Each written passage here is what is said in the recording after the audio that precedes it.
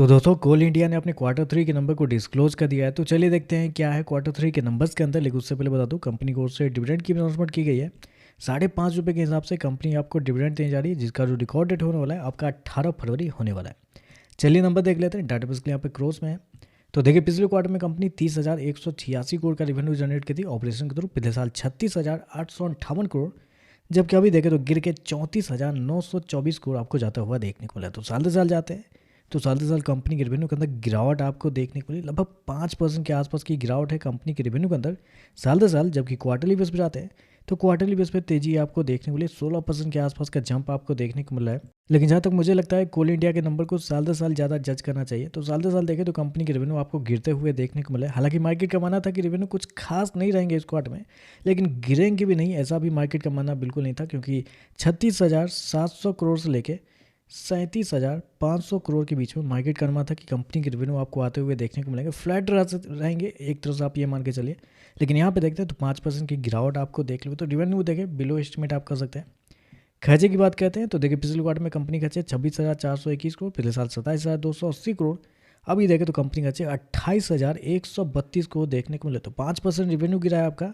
और खर्चे देखते हैं तो खर्चे आपका बढ़ते हुए देखने को मिले। लगभग 3% के आसपास जंप देखने को मिला है। तो कंपनी के खर्चे ज़्यादा आपको देखने को मिला है। प्रॉफिट की बात कर लेते हैं तो देखिए पिछले क्वार्टर में कंपनी का प्रॉफिट 4,262 करोड़, पिछले साल 8,491 करोड़, जबकि अभी देखें तो गिर के 7,165 करोड़ आपको जाता हुआ देखने को मिला। तो कंपनी का प्रॉफिट के अंदर देखते हैं गिरावट आपको देखने को मिल रही है। लगभग बोल सकते हैं 15% के आसपास की गिरावट है कंपनी के प्रॉफिट के अंदर। साल दर साल 5% रेवेन्यू और 15% प्रॉफिट आपको गिरता हुआ देखने को मिला है। क्वार्टरली बेस पे देखते हैं तो बढ़ता हुआ देखने को मिल रहा है। मतलब कोल इंडिया इतना खराब नंबर कैसे दे सकती है, समझ की बात है। इस Q3 में आपका 7,000 के आसपास का प्रॉफिट है।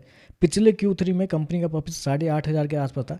और उसके पीछे का Q3 जो 2024 का था उसमें कंपनी का प्रॉफिट 10,000 करोड़ के आसपास था, 10,300 करोड़ के आसपास। तो आप देखिए कंपनी का प्रॉफिट लगातार गिरते हुए देखने को मिल रहा है। मतलब क्या कर रही है कंपनी इस वक्त कितना किया है, 7,165 करोड़ के आसपास। प्रॉफिट भी गिरेंगे ऐसा मार्केट का माना था। ऐसा भी नहीं था कि मार्केट मान के नहीं चल रहा था, लेकिन मार्केट का माना था 8,000 करोड़ से लेकर 8,200 करोड़ के बीच में। तो यहाँ पे देखते हैं तो प्रॉफिट भी आपको कमजोर आपको देखने को मिल रहा है। मार्जिन देखने से कोई मतलब ही नहीं है, लेकिन फिर भी अगर मार्जिन देखते हैं तो पिछले साल कंपनी का जो मार्जिन था वो था आपका 23.73%। पिछले क्वार्टर की बात करते हैं तो पिछले क्वार्टर में कंपनी का मार्जिन लगभग 14.11% था, जबकि अभी देखें तो गिर के 20.51 आपको जाता हुआ देख रहे हैं। मार्जिन देखें साल दर साल आपको गिरते हुए देखने को मिल रहे हैं। ईपीएस की बात कर लेते हैं तो देखिए पिछले क्वार्टर में कंपनी का ईपीएस कहाँ गया, ₹7.07, पिछले साल ₹13.80। अभी देखें तो गिर के ₹11.61 देखने को मिल रहा है। तो ओवरऑल देखा जाए तो नंबर कमजोर आप कह सकते हैं। साल दर साल कंपनी के रेवेन्यू गिर रहे हैं, कंपनी के प्रॉफिट भी गिर रहे हैं। मार्केट का मानना जो है कि गिरेंगे कंपनी के सारा कुछ, लेकिन जितना मार्केट को उम्मीद थी उससे कमजोर कंपनी के रेवेन्यू प्रॉफिट देखने को मिल रहा है। और ऊपर से आपको पता ही मैंने कि Q3 2024 में 10,000 करोड़ का था, फिर 8.5, फिर 7। तो मतलब ऐसे लगातार कंपनी का प्रॉफिट गिरना थोड़ा सा निगेटिव साइन देता है। आईपीओ की वजह से शेयर के अंदर तेजी आपको देखने को मिली थी, लेकिन आईपीओ खत्म हो चुका है। तो अभी नंबर देखें तो नंबर कमजोर देखने को मिल रहा है। तो देखते हैं मार्केट इस पर कैसे ये करता है। वीडियो पसंद आया तो लाइक कीजिएगा, साथ में साथ चैनल को सब्सक्राइब जो कीजिएगा। धन्यवाद।